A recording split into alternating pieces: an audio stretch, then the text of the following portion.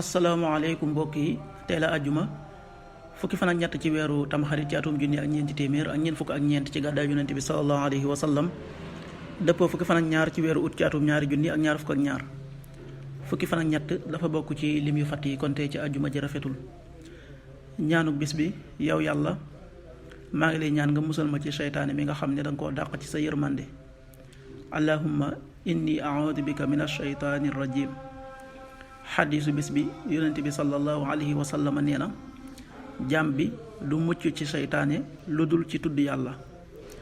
xadiis bi ibnu xusayma moo ko nettali. qaala rasulullahi sallallahu alayhi wa sallam al abdu laa yanju min alsheytaani illa bi dikrillah rawaahu ibnu xusayma.